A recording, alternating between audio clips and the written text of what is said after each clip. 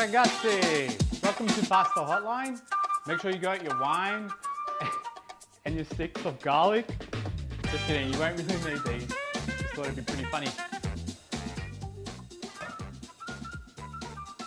All right, we're making ravioli. This is cool. The ravioli we're gonna make is gonna be nice. It's gonna be like restaurant quality stuff at home, so nice and wholesome. We're gonna allow for a bit more time when we're making this ravioli. So allow for an hour and a half. Then with that, we should be able to get our food on the plate in that time period. For ingredients, let's make sure we've got everything we need just so we can connect all the dots as we're cooking. For the pasta itself, we've got plain flour and eggs. So that's the same as what we normally do. And for the filling, we're going to use ricotta and some spinach. I use about a handful of spinach and about 100 grams of ricotta per person. So you can use that as a bit of a gauge when you're making your filling. I also use lemon for a bit of zest in the filling, and then salt and pepper. Make sure you got those ingredients for the filling. What we're going to do for the sauce, quite simple. We're just going to use butter and sage. So with the sage, I use the fresh leaf, and we'll use probably about, I don't know, you'll see when we put it on the pan, it's probably about a couple of leaves for about 4 ravioli. All right, in terms of equipment, so I'm going to try and show a couple of different methods to cater for more people, but I have a Marcato pasta machine. This is really good stuff. So if you can save your pennies and get one of these, it's a good investment and it speeds up the process a lot. But for those that don't have one of those, don't sweat it. You can just use your humble rolling pin, or if you don't have one of these, you can use even a wine bottle, it'll do the trick. All right, so that gets us to making like the pasta itself. And with the filling, a couple of other things that will be helpful to have is something to cut the ravioli with. I have a fancy little pasta cutter, which gives a bit of a pattern as you cut. If you don't have something like that, don't stress, you can use a knife. Once we've cut the ravioli as well, we also want to seal the ravioli. So we'll have just some water at hand to help stick the pasta sheets together. I use a brush to help disperse the water nice and evenly, but if you don't have one of those, you can just use your finger, just dab a bit of water. All right, so we've got ingredients, we've got processes. We might as well talk about the process a little bit more, because ravioli, there's a few more components to it. I break it down into 6 components. So firstly, we're gonna make the dough. Next, we're going to flatten the pasta so that we make long sheets. So whether you're rolling the pasta by hand or using the pasta machine, we're going to want to get that same sort of stretched pasta, and we're going to get it quite thin. So have lots of flour around and lots of bench space so that you can basically be uncluttered and get the sheets all rolled out nice and long. What else do we need? So the next step is we're going to make the filling for the ravioli. So we'll break down exactly what you need to do to make this particular one. We're then going to cook the pasta, just boiling it in water. We're not going to cook it all the way because we're going to finish it in the pan with butter and sage. It's going to be excelente. All right, I'm going to clear this area, clear your table too, make sure you wash your hands and all that jazz, and we'll get started.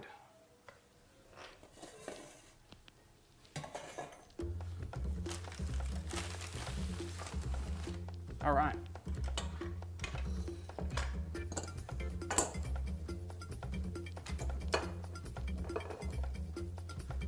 Okay, so to get started, make sure you got the table nice and clear, and we're just gonna pour flour on the table. So I should mention as well, I'm gonna be making enough ravioli for 3 people, so I use 1 egg per person. And when you're putting flour on the table, you want to put enough flour where you can make a well and put enough eggs that fill the well. So I'm going to make enough for 3 people, and I'm gonna crack some eggs in the well so it levels out the top of the well.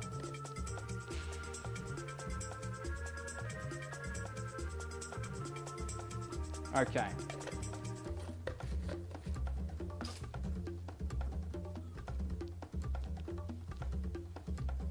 So what you want to do when you're making your pasta well is make sure you've got thick walls. That's because it's really easy when you're cracking the eggs, they can spill out and then you're like just cleaning up the table with egg mess. It's a bit fun. And you can always add a bit more flour too.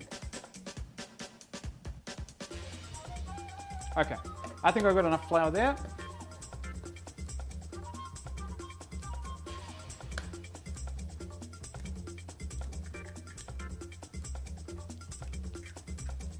Okay.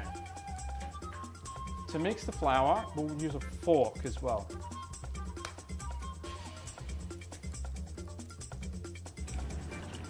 If you happen to crack an egg on the table and it didn't quite make it into the well, don't stress. You can just try to scoop it in, or if it's kind of a little bit on the side, just get more flour and just trying to make that wall again.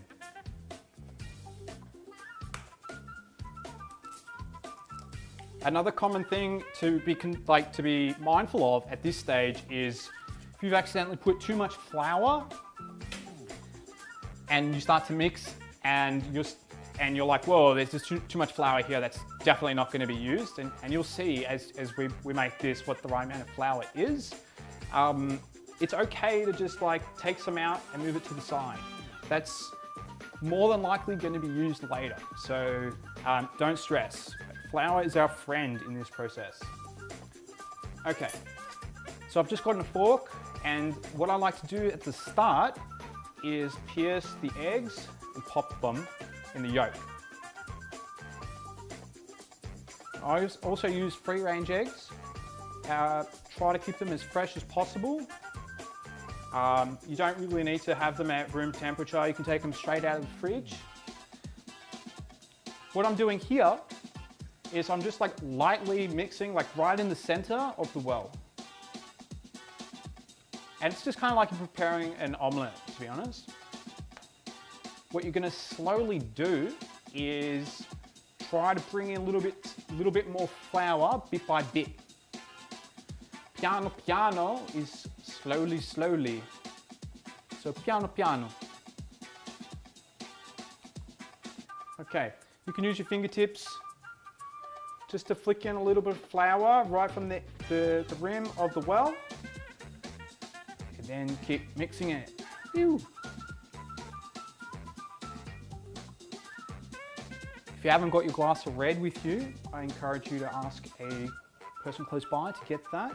You'll need that as well. Can't cook without a glass of red. All right, you'll notice the mixture is starting to change already. So you can keep adding flour little bit by little bit. And what you can do as the the egg mixture starts to pick up more flour, it gets thicker, and you can start to swirl it around. I should mention, if you have questions, you can put them through. This is a live stream after all. It takes about 40 seconds. Whew, 40 seconds to for the comment to come through, so don't stress if I haven't answered straight away. Edge of the bowl. Ooh, yeah, almost. Do I have to? Okay, so I'm doing this quite slowly. And yeah, more flour. It's a pretty fun process, I'm not gonna lie. I quite like getting into making pasta end of the week, Thursday, Friday. I could make a lot as well, so you can make, right, it takes a bit of time to make it, yeah, but you can make a lot more and you can stock it up for lunch and all that sort of stuff. With the ravioli, if you can make extra, you can freeze them. You just got to put like some baking paper in between them so they don't stick together.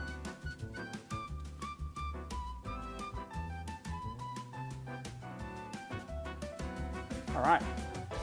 We're pretty much gonna keep doing this process here until like it gets a bit awkward to like stir it. So right now it's pasty enough where I can still maneuver it around the table, basically. There's a lot of wet patches in there. It's gonna get to a point where it's like rolling around the fork and you're like, yeah, this part is clearly done. It'll be obvious. But yeah, like I say, if you've added too much flour, don't get too much in there. It's important to gradually put the flour in and mix it in. All right, so I'm getting there.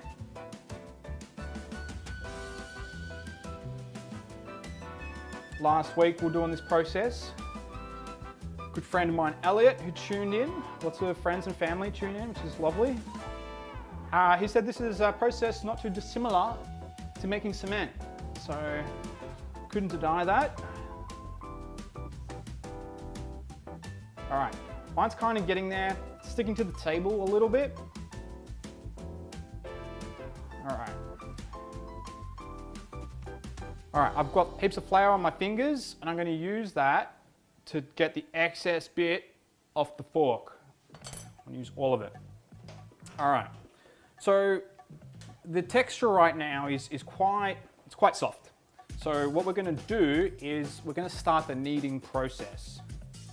So to do that, basically I flatten the pasta. And yeah, so as you flatten it, you're stretching out that pasta to expose more wet bits and pick up more dry flour. So that's basically the initial part of kneading. And do it quite lightly and pick up that flour. And my process here, my little technique is to kind of fold it in half and then push it with this part of my pan. And then I turn it 90 degrees, flip it over, repeat. So yeah, you don't really want to squash it and that's not going to make nice pasta. So I'm here to help you make nice pasta. All right. Got a bit of extra flour, move it to the side. We'll be adding more in.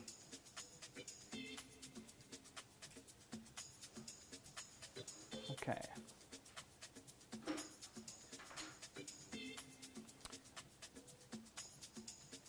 Later on, when we start to roll this out, there's going to be heaps of wet pasta on the table. So if you have a spatula handy, that'll be very useful to help scrape it off. It's really important that when we start to roll it out, we're rolling it out on a flat surface. So yeah, get a spatula if you have one.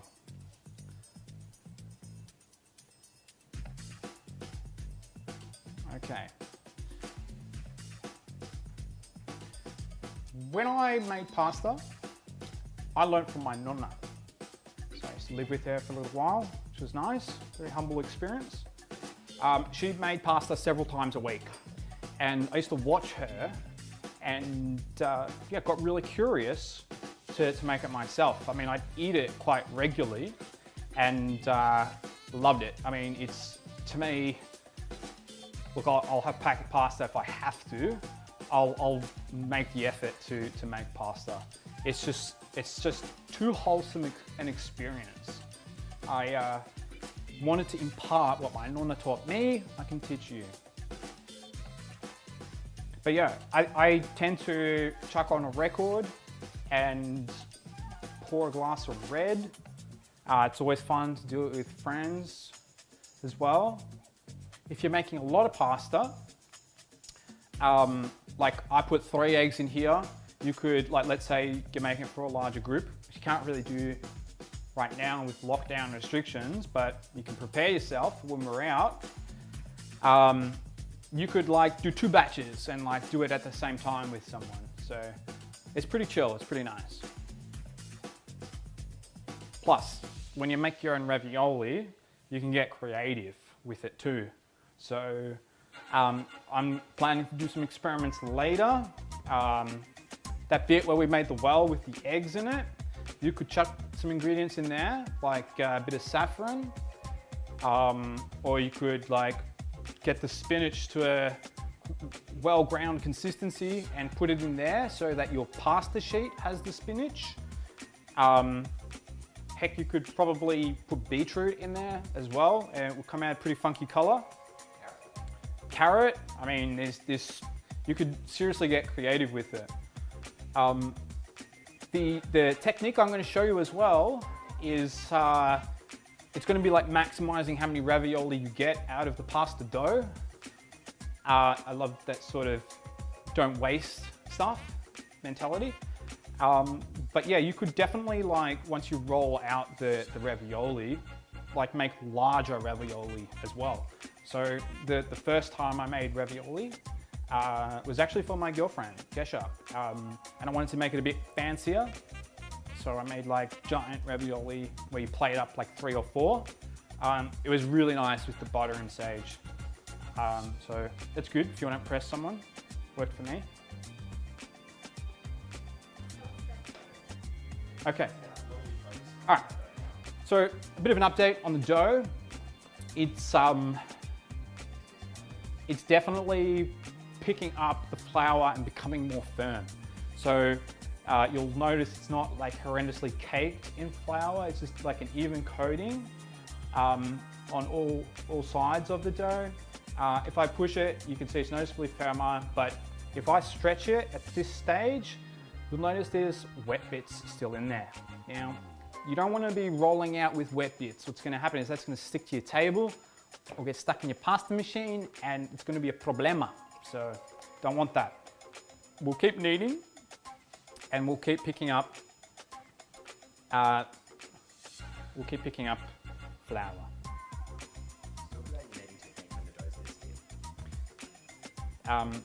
So as the dough firms up a little bit, the kneading technique doesn't change too much, but what I tend to do is you can get like 2 hands and sort of increase the surface area you're stretching out.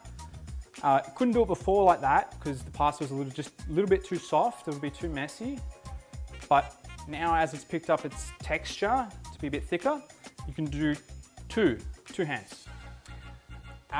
When it'll probably get longer, so what you do is you can fold it over and repeat that process and just like roll it over and pick up more flour. Is there any comments about questions?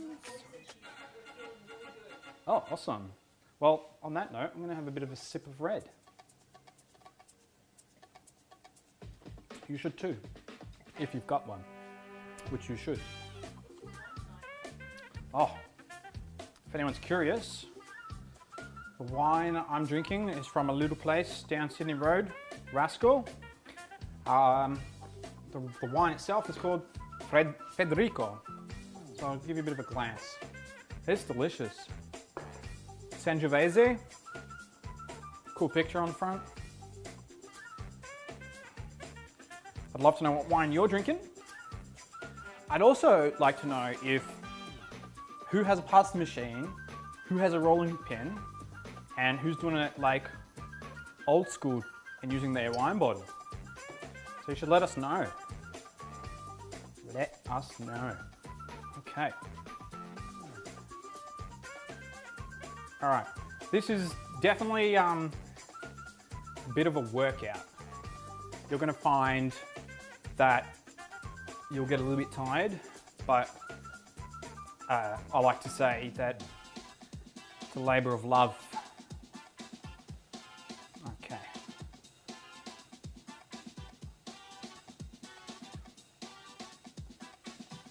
If this is the first time you've made pasta, this is probably the most daunting time or process. The rest is kind of like what you'd expect. It just seems like it makes sense. The first time I did it, I definitely didn't knead it enough. And what happened was I was using a pasta machine, and when I fed it through, the pasta started to get holes in it because the pasta was sticking to the machine. That's a sign to probably get more flour in there by kneading it a little bit more and getting those wet patches. We've got a pasta disaster.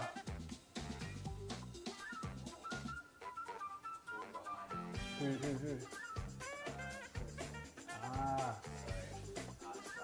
Okay. Okay.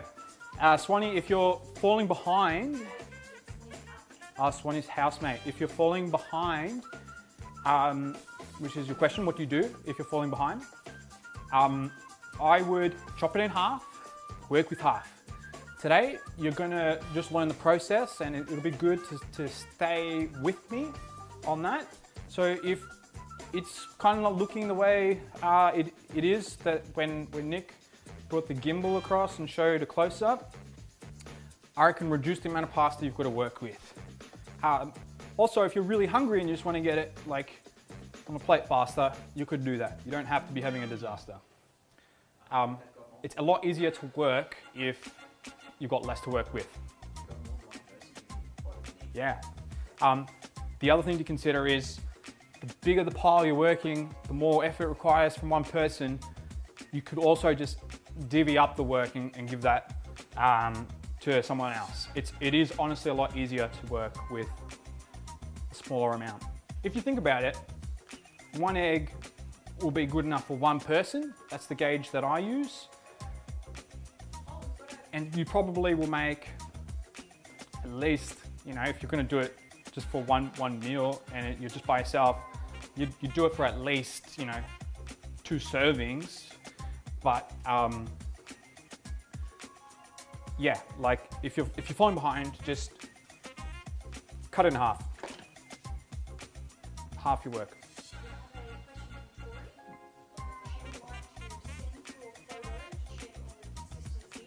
Yeah. Okay, the beauty of the live stream is you're only 40 seconds behind. So Tori has a question. She wants to send through a photo of her pasta and how it's going.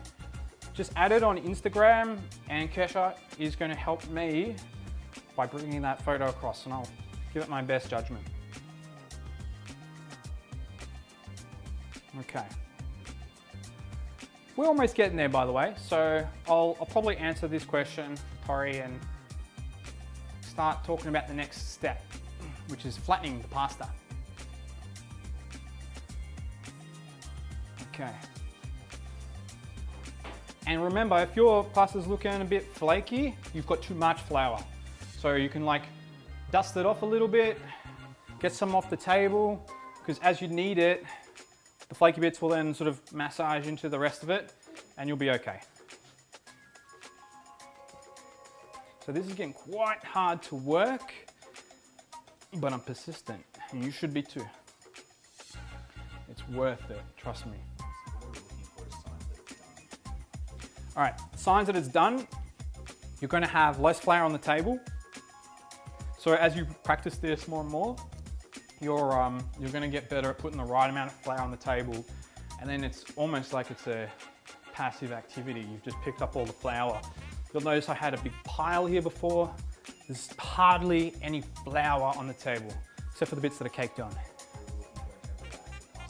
The pasta dough consistency is getting to a point where it is getting quite thick, hard to work with. That's good. A little bit of science. This is building gluten, I think. It makes the elasticity happen in the pasta. So this is activating it, I should say. Activating, lots of things are activated. Activated almonds. Yep, bring on Tori's photo. I'm gonna have a look. Give a bit of help on the pasta hotline. Okay. Not sure. Okay, that's looking good. You need a little bit more flour, on the table, and just keep up with me with a little bit of flour on the table, you'll be fine. That's looking good. Don't need to be concerned. Okay. All right. So, if anyone can chime in, if they're using a pasta machine or a rolling pin, that'd be good to get a little survey, because I'll know how much time to spend talking about that stuff. Yep. Nice. Nice, nice. Okay, this is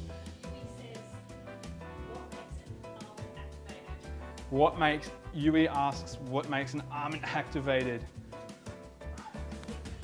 The energy, I don't know.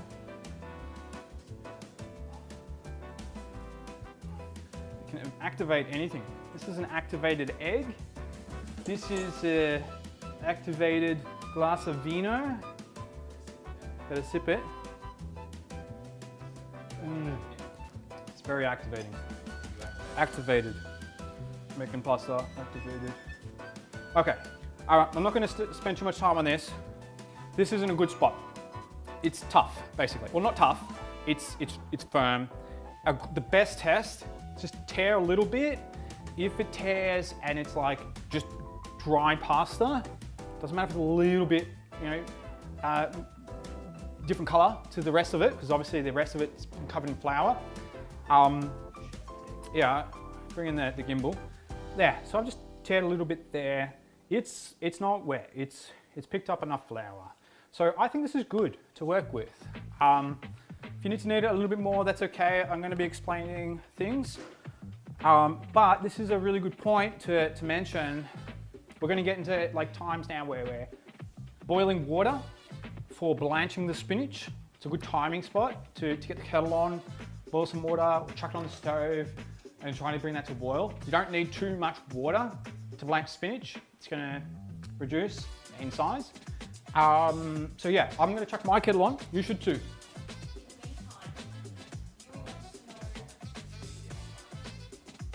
Okay.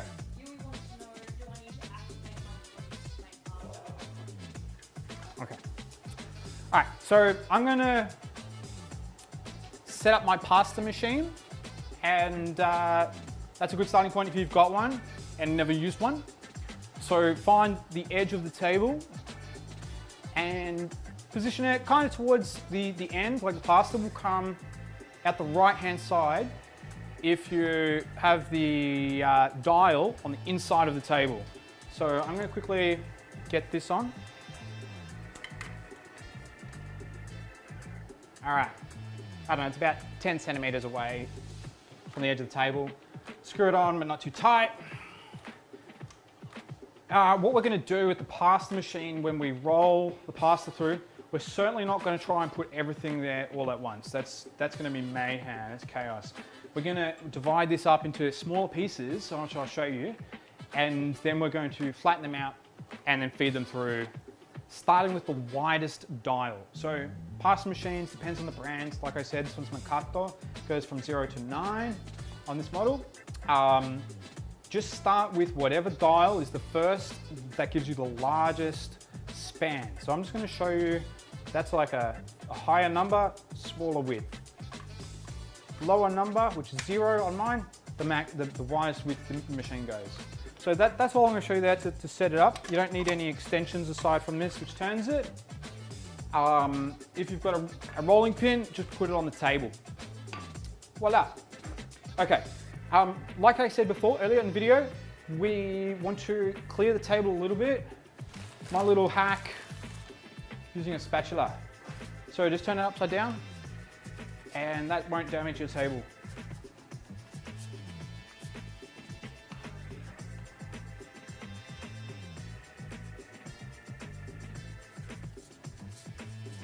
I don't know what you mean. How's everyone going with their pasta? Are we all good to like move on to the next bit? Give a thumbs up, put your favorite emoji.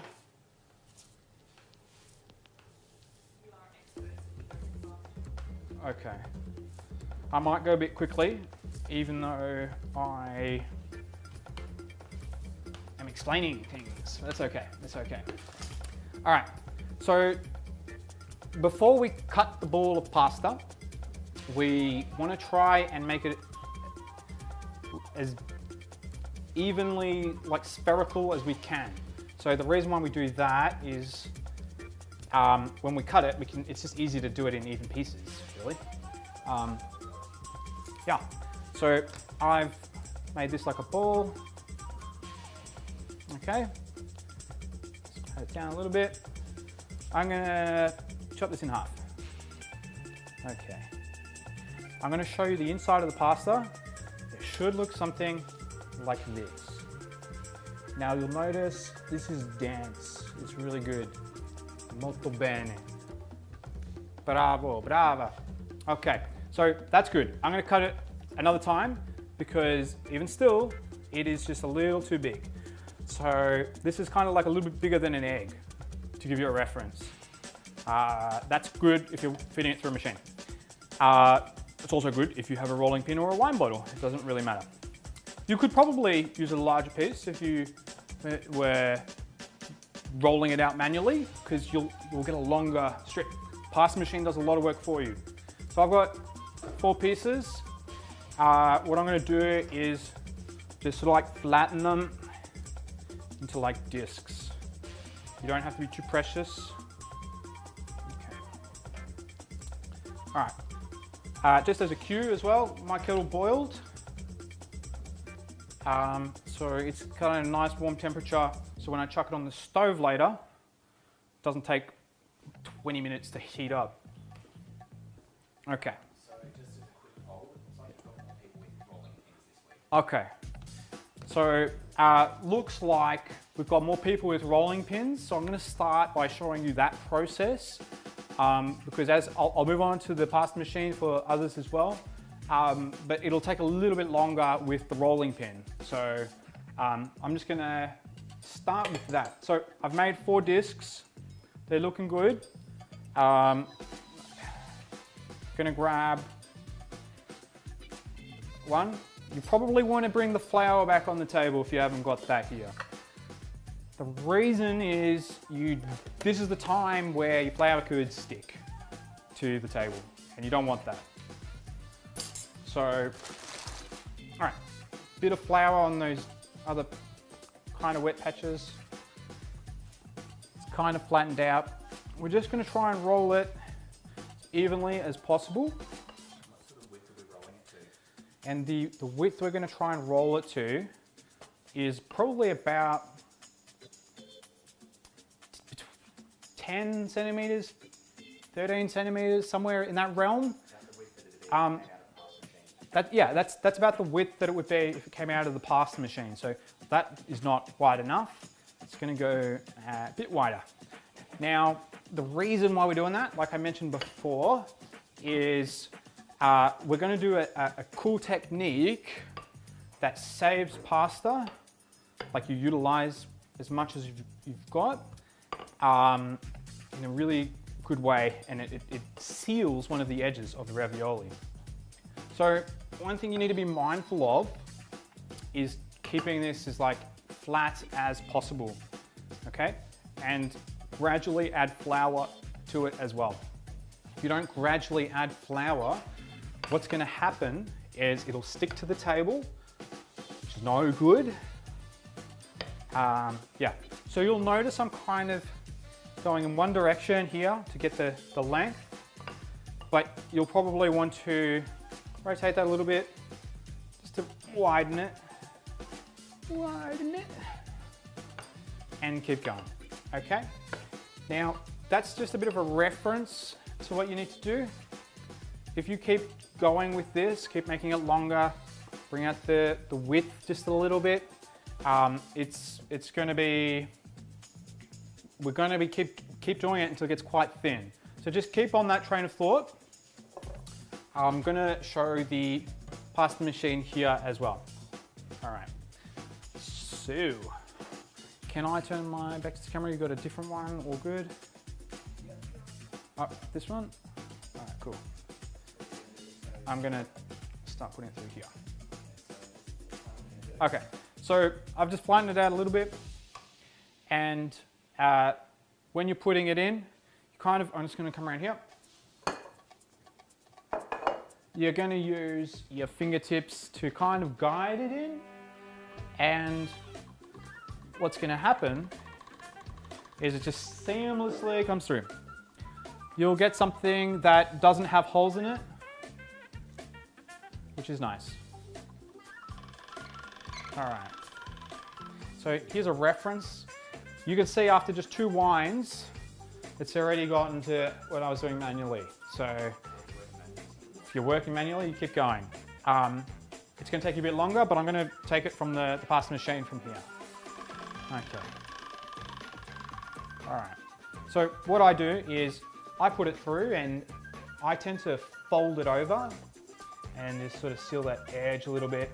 And then if you're using a rolling pin, this is going to extend the time that you have by double. So just keep rolling it. But yeah, if you've got a pasta machine, this is really good to get a nice straight edge. And what I mean by that is when you fold it over, see how it creates that straight edge? That's awesome. We want that. It's nice for ravioli. It's also good for lasagna, which we're doing next week, which is going to be complex. I put a little bit of pasta, flour. I'm putting pasta. Well, it's half of a pasta ingredient. And I'm just going to fold that over again. Okay? Now, that's created like a nice little right angle in my pasta sheet. Guide it in. I'm still on the first gauge. Now I've got like 2 pretty straight edges. That's fantastico. Fantastico. Okay? I'm going to do this maybe just one more time, not to be precious, you know. You don't have to be perfect, you know. This is homemade pasta after all. Okay. Do you want to read the comment for me?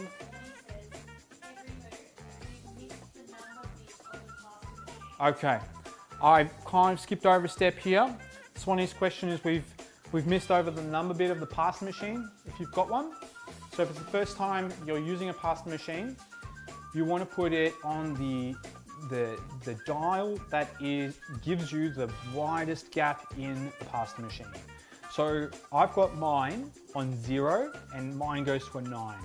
To turn the dial, I lift it and twist it. And you can see here, mine goes up to 9 and it brings these in a bit. So start thick and roll it thinner. So hopefully that helps clarify, Swanee. Give us a thumbs up. But you're not too far behind. All I did was run it through the machine just a couple of times. If you accidentally run it through something that was previously set, look, no worries. You've just managed to roll pasta through a finer gap. Congratulations. All right. Yep. Yeah. So Elliot says, if I would ever use an electric pasta maker to make pasta, I have used one before. Not my favorite. I feel like you can't guide it through, which is an essential part of sort of like feeling how ready it is. It just like feeds it through like it's a paper shredder. Look, no worries if you've got one, it still does the job. I just feel like you have to be almost more attentive to it. So for here, I've basically rolled it through to the point where it's gliding through. I know it's ready to go to the next gauge and you're guiding it all the way through. Honestly, to me, this is what makes it more of a wholesome experience. You're really getting, I'm not going to say getting in touch with the pasta, that sounds weird, but you're going to like really understand the process more. Okay? Now, here's a little tip. If you're rolling it through and you're not happy with like the width of the pasta, you can always just fold it through and use the fold as a gauge on how wide it's going to be. So you can do that if you feel like. I'm going to do that because I felt like it was just not wide enough. And if you want the ravioli to turn out and have enough filling in it, you're going to need this width. I'm much happier with this width. Okay. So when you feel it gliding through, Nick, which camera am I looking at? Okay, cool. When you feel it gliding through, you want to change the number on the dial. All right? And as you roll it through and you change the dial a couple of times, you want to put it on that flat surface, get a bit of flour, rub it in with your palm, looks like that, flip it over. This is important. If you're rolling with the rolling pin, you want to do a similar thing. You want to keep it like this. If you've been rolling and you haven't put any flour on it, chuck it on now, because you're going to get it stuck to the table. Okay? This is looking good. I will mention as well that I'm not going to make all of this right now. I'm just going to show you one sheet. You can follow along and get the idea of the process. And look, it'll be pretty straightforward. You'll see. You can finish off the cooking bit yourself. But I'm making enough for 3 people. But on live stream, we'll probably make it for maybe like 1 person. Okay? Yep.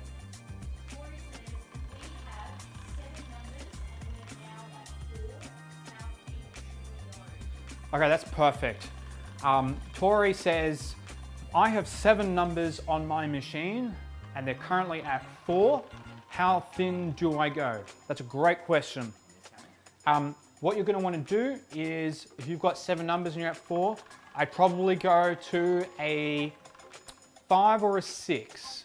So the height of the flour, if you laid it flat on the table, of the pasta sheet, when you lay it on the table, it's really going to be like a millimeter, if that. What's a really good gauge is if you hold the pasta behind your hand and you can't see your hand, then you still need to make it thinner. The texture I like to do, because remember this is going to have 2 layers to it, is get it to the point where you can kind of see like your hand through. Not like completely, just enough. Like you can see the shadow of your hand. So, Tori, I recommend going to a 5 or a 6.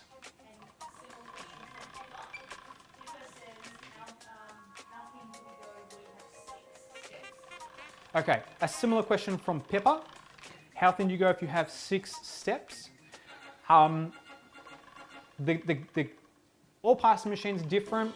I would probably recommend going towards the 6, so the maximum on your machine, Pippa.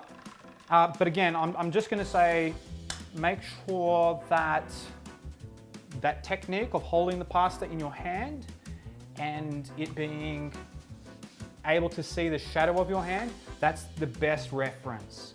So there's no like hard numbers in this. You can sort of play it by eye a little bit, and that's the beauty. Like honestly, it's making pasta at home. You'll notice I didn't measure how much flour I've got.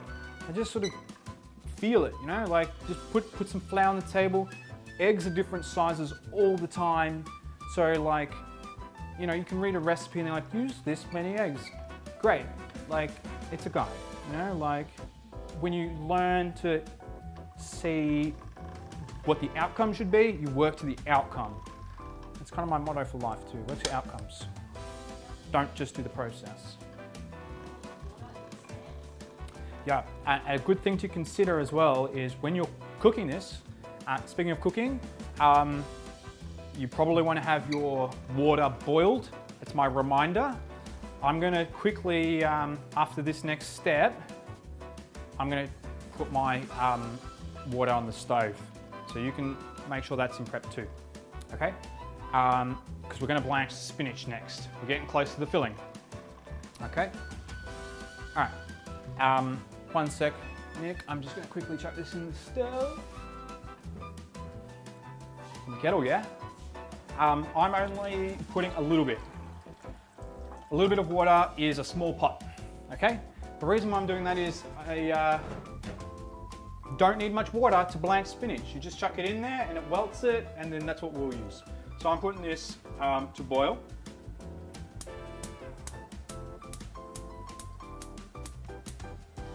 All right, that's gonna be fun. And I'm gonna keep getting the pasta sheet to the point where I can see my hand through it. Remember, not completely, just as a guide. All right. If you have been doing this by hand, this is going to be awesome. But to give you a reference, to what your sheet should be kind of looking like. Something like this. It's going to be harder to, I'll do that in a sec. It's going to be harder to get like it long like this doing it by hand, but don't stress. Like if you've rolled it out and it's a little bit more circular, you can always cut it in half, and that'll work too. You don't have to have one long strip. You can have two sort of medium-sized strips. I'm going to just finish mine off, and yeah, the reason why we want to get it to that sort of like almost translucent-esque visual is because essentially the ravioli is going to have two pasta layers. It's going to have one on the bottom, and you get the filling, and you get one on the top. You don't want it to be too pasta heavy. It'll be too thick. And yeah, I think while homemade pasta is fantastic, it's nicer to let the subtlety of a homemade pasta sheet shine with the flavors of zesty lemon and ricotta and spinach and pepper. I go full on with pepper as well. All right, I think I'm done here. Okay. So you can see like the red in my hand is kind of visible. It'd be more visible without film lights, but this is going to do for me. Maybe one more for good measure. If you notice that bits of your pasta are breaking off, don't sweat it. You can just leave those, put them to the side. All right, which camera you got, Nick? Top down. Okay, so I've got my pasta sheet laid out here. I'll leave it here for the moment because the next step, which is the third step, is going to be the filling. So yeah, this is going to be simple. Like I said before, we'll use about 100 grams of ricotta per person. And yeah, I guess my style is to estimate most of that.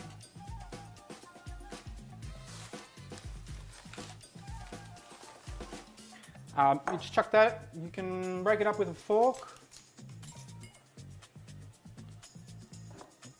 And the reason why you're breaking it up with a fork is a lot easier to work with. Okay. So it's about 100 grams per person. Fits in a medium-sized bowl, and break it up, okay? Break it up, break it up. Have a sip of wine. All right. So once that's there, gonna get some salt and pepper next. I'm just gonna wash my hands a little. Okay. Pepper first.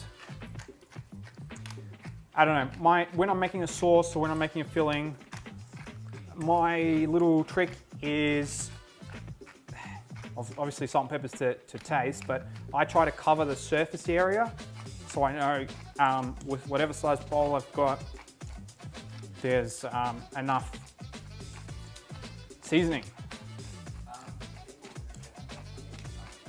Yeah, so for people that, I should say that again, for groups of people where there's more of you making this together, which is fantastic, adds to the wholesomeness. One person keep doing the pasta, the other person can do the filling. I'm gonna do it all because I'll speed through this. So I got my pepper in there, it's pretty generous. Pepper and sale, salt. I'm not gonna put too much salt, I just like to put a lot of pepper. All right, I honestly reckon this is the time where you should get the spinach, about a handful, okay? A generous handful into the pot of water. So I'm gonna do that in just a second. I'm gonna get Nick to bring over the gimbal. And I'm just cleaning up my flour on my table.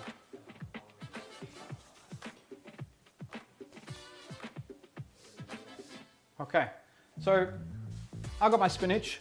I got some boiled water. It's not much.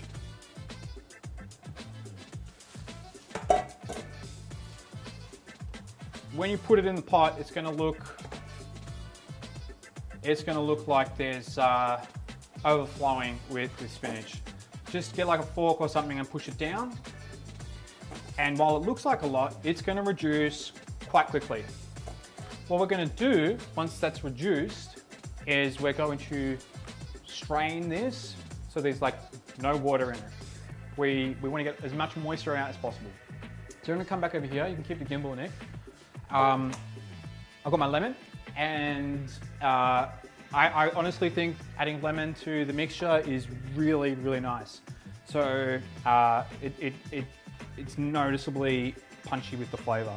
So just grating a bit of the zest.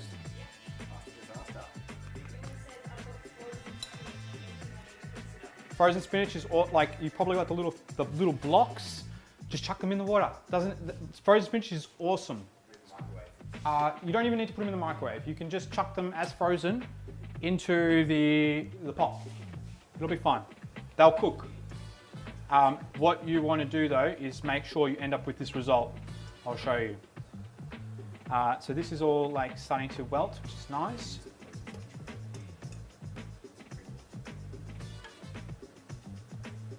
Okay.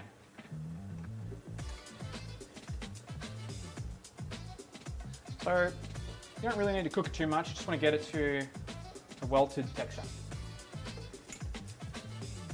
Okay, I think this is done. Let's turn it off.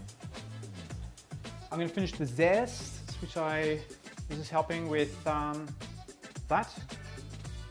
Yeah, like I did with the pepper, I try to just get enough zest to cover the top of what I'm doing. You can see it.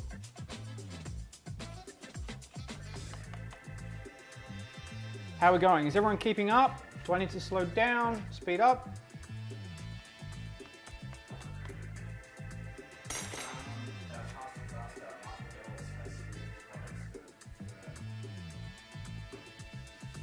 What is it? Okay, Bells, you've got smooth ricotta instead of firm ricotta. You could probably still use that. What I would try to do is, when we get the spinach in the bowl, you want to mix it as much as possible. So this next step is key for you to keep an eye on. So I'll come back to that camera, Nick. What I'm going to do is, I'm just going to strain my spinach.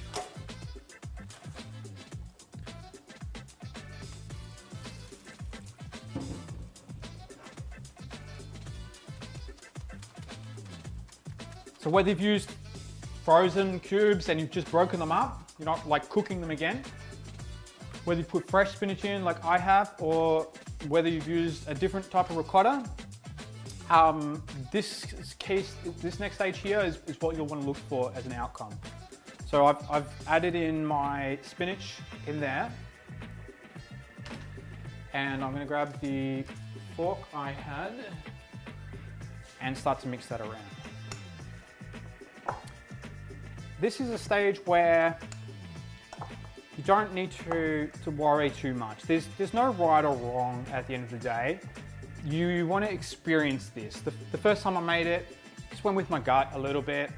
I think what's important is at this stage, taste the filling. So mix it up and then like get it like a teaspoon and give it a taste. I'll taste it in just a second. I'm just going to make sure I've mixed everything in nicely and squash the ricotta as much as possible. All right. If you put too much spinach or you got too much ricotta, don't sweat it. You know, just remember like the amount you used and try and use that as a reference for the next time you make it. So I'm kind of like mashing the ricotta almost. Okay. I'm going to give that a try.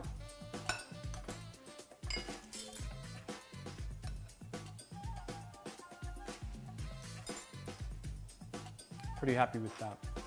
The right amount of lemon zest. Maybe a tad more salt, because what you'll find is when you add in the spinach, a bit more bitter, I guess. So yeah, salt is good. All right, like I said before, with the filling.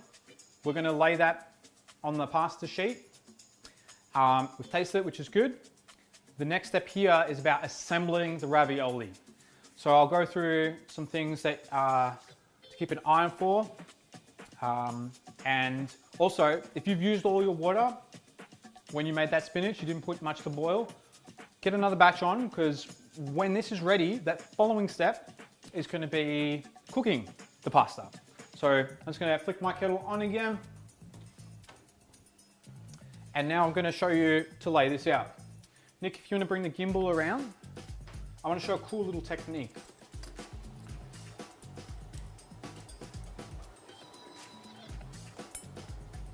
Okay, so with my pasta sheet laid down, we're going to eventually flip this in half to cover the ravioli once there's mixture. So let's get the mixture on the fork, the spoon. I use 2 teaspoons and kind of squash it. Oops, that was a bit of a pasta disaster. I'll do that again.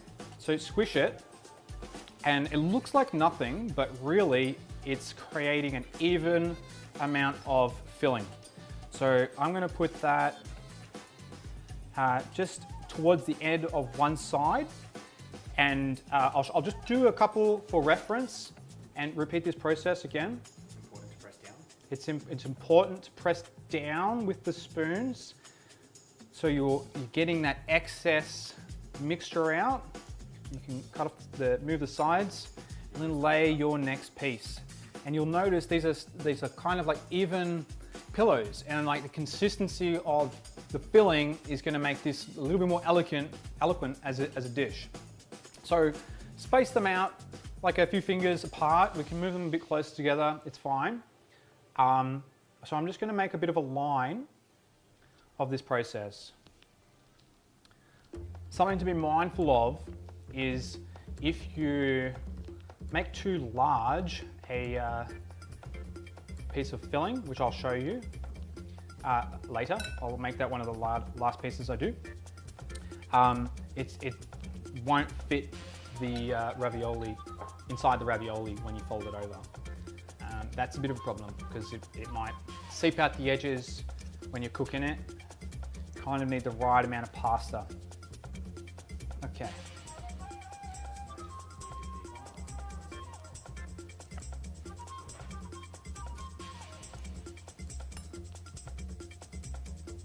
All right. So this is probably a bit where I would love to see your photos. If you're making this at home and you've gotten to this stage, I know some people just like to watch in and tune in like it's a reality TV show. But if you're making it, get a photo going. I would love to see what it is or how you're going. You can tag us at Pasta Hotline on Instagram. I'd love to see it. Yeah. So I'm gonna, for reference, make one like really large one to show you what one shouldn't look like and what happens. So it'll be my experiment one. So yeah, I got like a lot of filling here. Yeah, I love filling in my ravioli. That looks nice. But we'll see what happens today. Okay, so just want to go through. Whoa, we're just going to go through again. These are like spaced with roughly a couple finger width apart. What you want to visualize is when we fold this over, okay, this is going to, and I'll just fold it halfway, one sec. Yep, so when we're making ravioli, we're going to cut in the middle, and that's enough space on either side of the ravioli so that you've got perfectly nice edges, and it's just going to be primo, like it's perfect. I think a couple fingers is nice width. If you want a bit more pasta, just separate the amount of space. There's no wrong. You do it to your heart's content. So I'm going to flip this over. Actually, no. Revert. Do not flip it over just yet. Like I mentioned before, we're going to want the pasta to stick nicely. So a good technique to do that is to get some water. You can use your finger. You don't need to wet the pasta too much, just like around the bits where the fold will stick. So either side and the edges. But to speed things up and make sure things are even, I use a brush. So most people have a brush. So you just go like that, like that. I like that, I like that.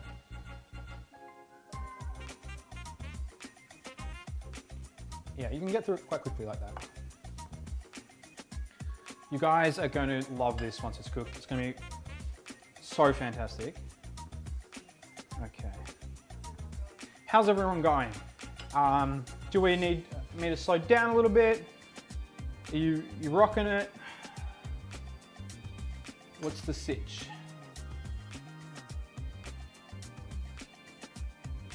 All right.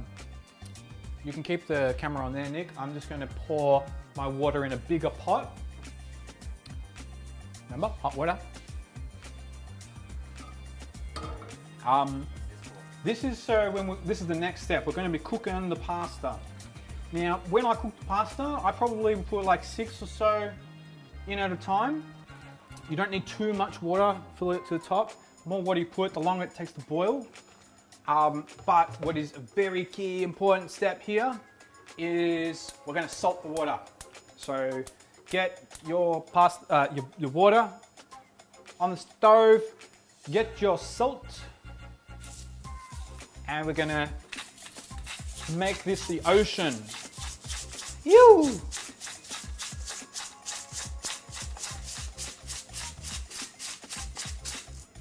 Good, okay. So that's going to boil. What I'm going to do now is finish off the ravioli, and Nick, you can stay with me from now on with the gimbal. So folding that over, you just want to try and get the edges touching. Okay, if you put too much water, you might find that some of your pasta is sticking to the table. It's okay, just be careful when you're taking it off. So what I do is I grab my fingers and I gently press down to get each of the edges of the pasta touching. So not squashing it to the point where I won't be able to get it off the table, but I'm making sure that pretty much like you can start to see the shape of the ravioli. This is fun. It's getting there, you know?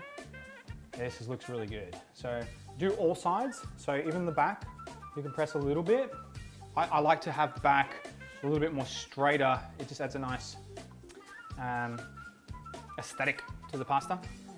And yeah, I quite like making ravioli this size as well. Okay, now, once that's done, should look like a strip like that. If you've got a fancy pasta tool with pattern, we'll use this. If you've got a knife, that'll work too. We're basically going to cut the ravioli. So I'm going to go straight down the middle on this one here, between those two, and it's a very subtle line. And I'm just going to go like this. If you've made the pasta sheet too wide, what you can do is you can trim it a little bit. You don't have to do that. I like having the ravioli look like this. And it should be closed on all edges. If you've got you want to close it on all edges so that the filling doesn't fall out. I mean, yeah, there you go. Oh yeah, it's worth mentioning that, and I'm going to show you on one of these, all right? Because I don't want to waste all my ravioli here. I'm going to show you, you can decorate it with a fork, but you don't want to like pierce the hole. As soon as you pierce the hole, water's going to get in there.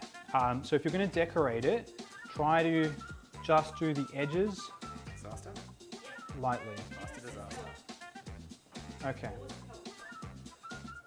What's the question that Pippa has? Okay, Pippa, I see that you have a help comment. What do you need help with? Where are you at?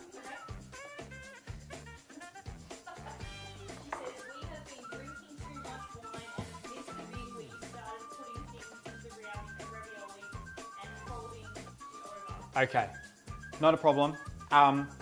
If you've made, Pippa, you've missed the bit where because you're having a good time, drinking a little bit too much wine, that's okay, it's part of the fun. So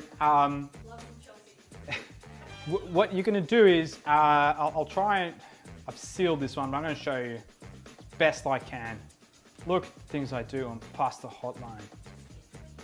All right, so I've opened some of the ravioli. What you want to do there, Pippa, is with your mixture, just really quickly, you want to get the spoons, you want to clamp the 2 spoons. So you get a small amount of filling at an even size. That's a good reference point. You then place that on your pasta sheet at about 2 finger width apart, okay? When you do that, you're going to want to get some water and just wet the edges of the pasta. And then when you fold it over, you can lightly press down to seal those edges. So that's all you need to do. Once you do it for one, you can do it for more. All right, I'm gonna keep going through here. My water's boiling. Let us know if you need more help. But yeah, just cutting down the middle. Yep.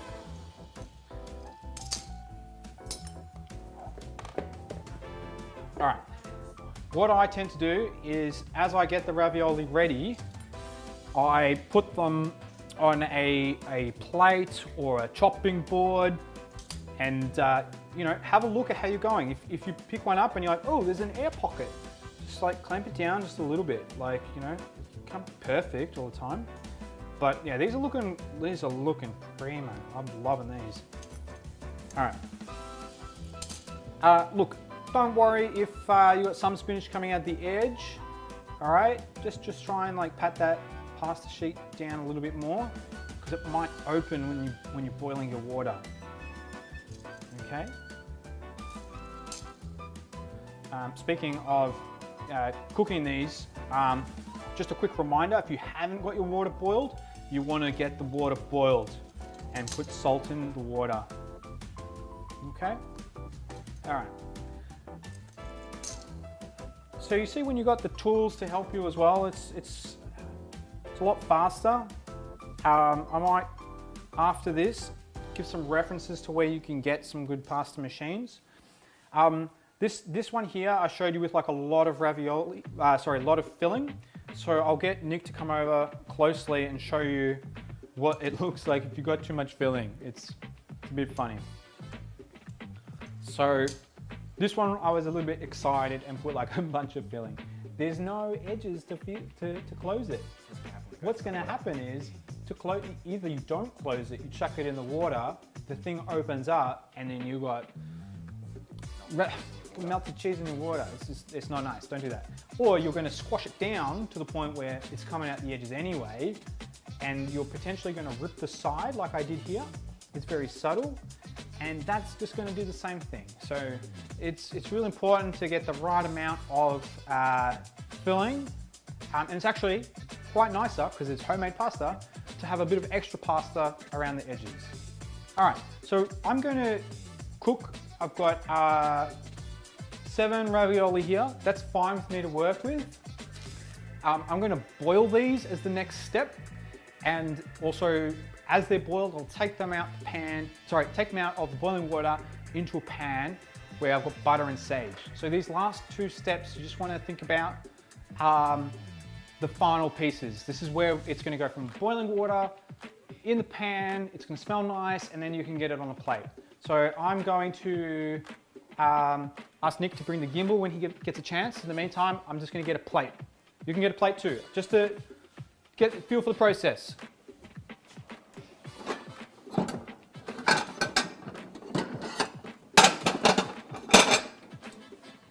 All right, I've got a plate. My water's boiling, which is awesome. If you've got a spatula, you can use a spatula. Anything with holes, I've used this one. It's great for dishing out gnocchi and things like that. You can get these from anywhere, really. And yeah, what I'm going to do is bring the freshly made ravioli. And like I said before, you'll do about maybe like 7 at a time or so. And get ready to cook these. Now, before I cook these, I'm just going to get my pan frying ingredients ready as well. So I'll put this down for 1 second.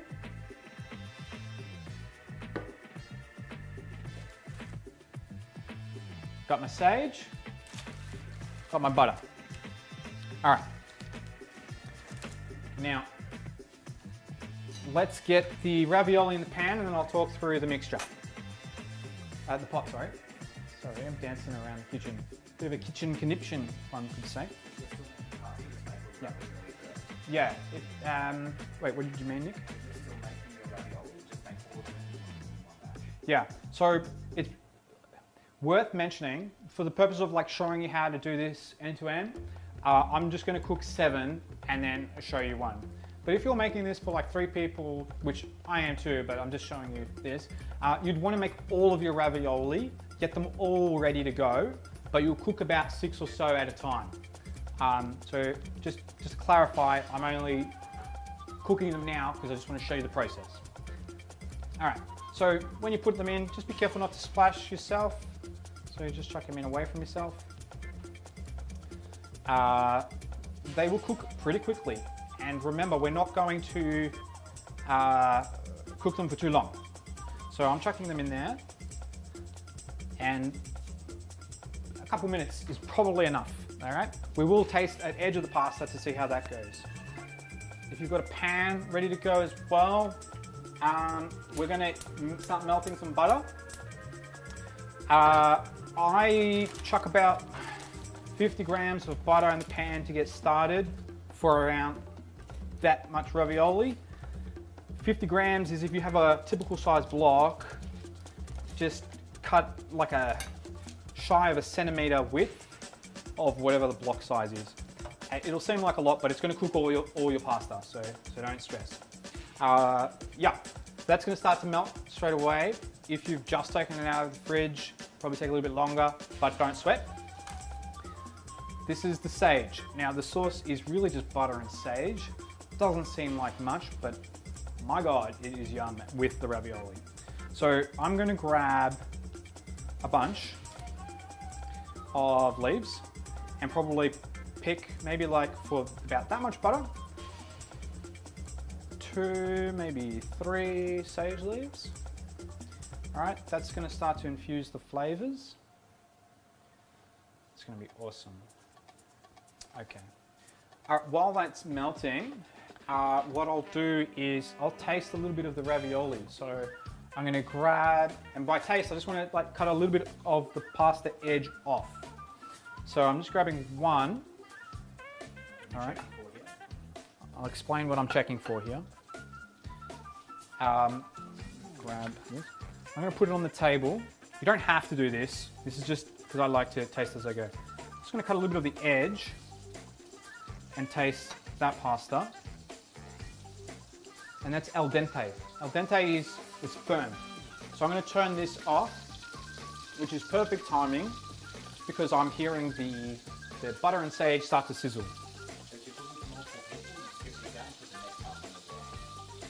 What? If you're cooking for multiple people, you can scoop these pasta out because you don't want them to just be soaking. And while they're cooking, you can chuck these ones in the, so get all your pasta cooked and you can chuck them in the butter. Look, there's no real right or wrong, don't stress too much. As long as you cook the ravioli to an al dente texture, you can chuck them in the pan and that'll start to cook in the butter. So if you're cooking for more than one plate, you put the next plate above in the pan. If you're cooking for more people, what you would do is you'd get your next batch of ravioli, which you've already laid out and put the fillings in, cut them, and you would get those in the pot and start to cook those. Because while this is cooking, like you would be cooking the next batch. And it's a little bit of a production line. You would get these ready, and then the ones that are in the pot, you would take out and you would put into the pan. So Nick, if you want to come a bit closer, I'll just show you what it looks like as it's cooking.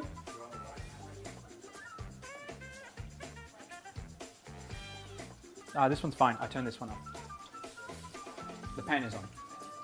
Yeah. So I turned my water off because I didn't want that one to just be boiling hectically. In fact, I'm just gonna move it out of the way.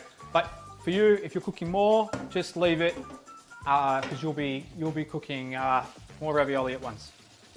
Okay, Nick, do you wanna come over here? So what I like to do as well is kind of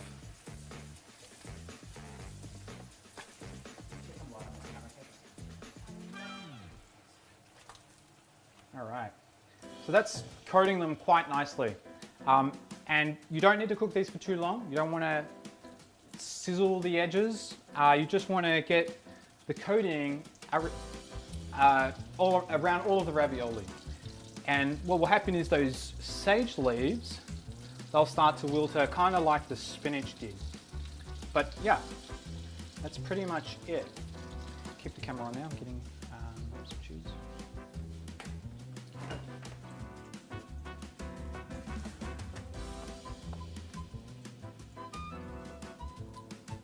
Okay.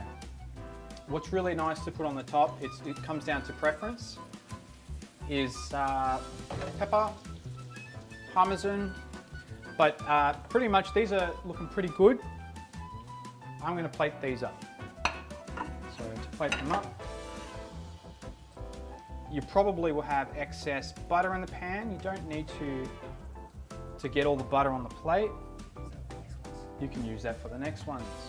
I tend to like to carry across the sage leaves. I think it looks nicer on the plate. And also it's quite nice to taste as well. So for reference, I used about, I think for this size of ravioli, 6 or 7 is wonderful. Okay, they're quite rich. And yeah, so this alone will be like fantastic to taste. If you've got some Parmesan cheese, I recommend putting that on. I like to put a bit of extra pepper.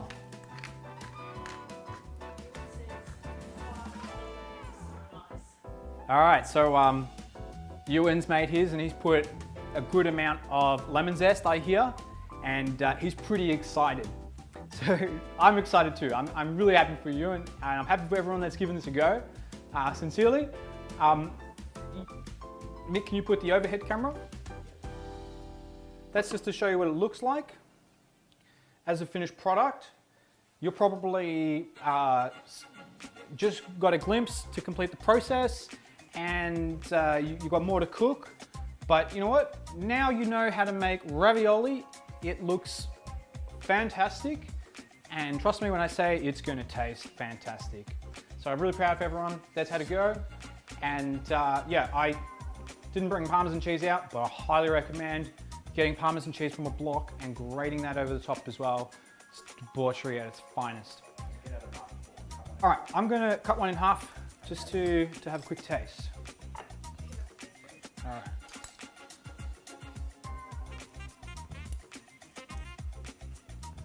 So the ricotta and the spinach doesn't take much to cook.